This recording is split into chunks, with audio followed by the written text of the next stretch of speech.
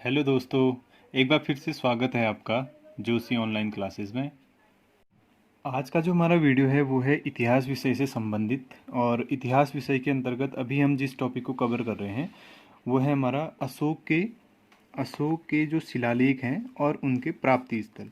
क्योंकि कभी कभी क्या होता है कि जो परीक्षाएं होती हैं हमारी उसमें यहाँ इस टॉपिक से प्रश्न पूछ लेता है कि अशोक का कौन सा शिलालेख कौन से स्थल से प्राप्त हुआ है।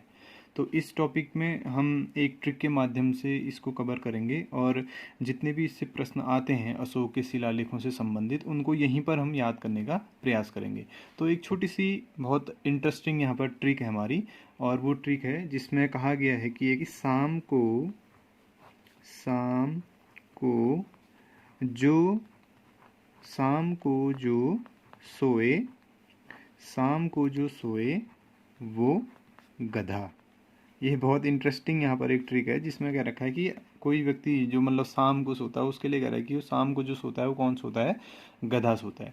तो इस ट्रिक के अंदर अशोक के बहुत सारे शिलालेख हमको दिए गए हैं, तो उन्हीं को हम क्या करते हैं यहाँ पर निकालते हैं कि वो कौन कौन से शिलालेख हैं। ठीक है, तो यहाँ पर सबसे पहले कह रहा है सा। तो सा से तो आपका हो गया, सा से हो गया आपका शाहबाजगढ़ी।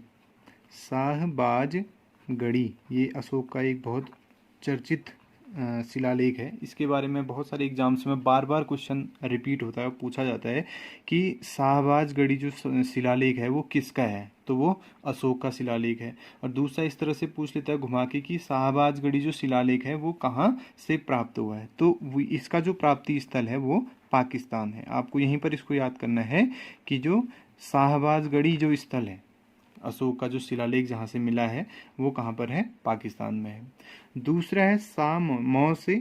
अगर हम मौ से देखें तो मौ से है आपका मानसेहरा।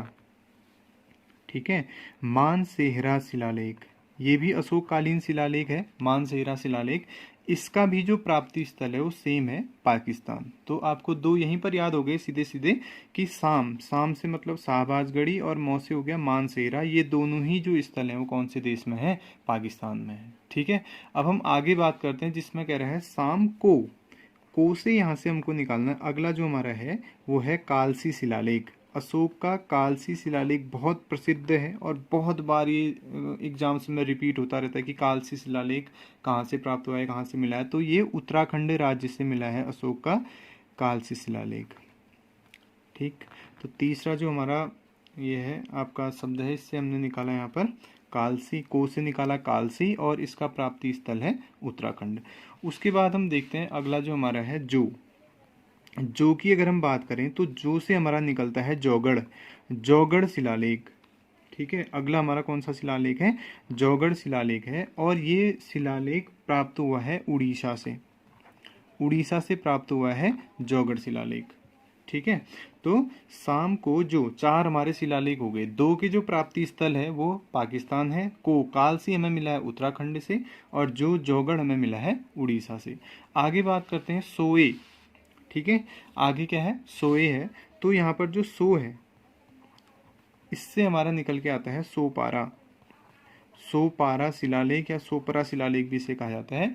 और इसका जो प्राप्ति स्थल है वो है भारत में महाराष्ट्र से क्या हुआ है, ये शिलालेख प्राप्त हुआ है जिसका नाम क्या है, सोपारा शिलालेख है। ठीक है, उसके बाद है सोए। इसी का अगला जो वर्ण है सोए, इससे निकलता है एररगुड़ी शिलालेख। एक शिलालेख है अशोक का जिसका नाम है एररगुड़ी शिलालेख। ये एररगुड़ी शिलालेख आपका प्राप्त होता है आंध्र प्रदेश से।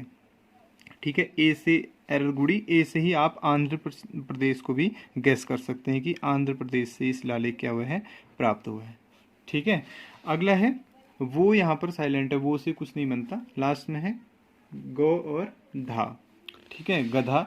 तो यहाँ पर गौ जो है आपका, गौ से आपका निकलता है गिरनार शिलालेख, अशोक का गिरनार शिलालेख। और इसका जो प्राप्ति स्थल है वो है राजस्थान से मिला है गिरनार शिलालेख। ठीक है, बहुत बार प्रश्न ऐसे पूछा जाता है कि गिरनार शिलालेख का प्राप्ति स्थल क्या है, या एररगुड़ी का प्राप्ति स्थल क्या है, या ये किस शासक से संबंधित है। तो वो आप यहाँ पर इस ट्रिक के माध्यम से याद कर सकते हैं। लास्ट है आपका गधा से, यहाँ पर है आपका धौली। धौली एक शिलालेख है, धौली शिलालेख, और ये जो प्राप्त हुआ है ये भी प्राप्त हुआ है उड़ीसा से।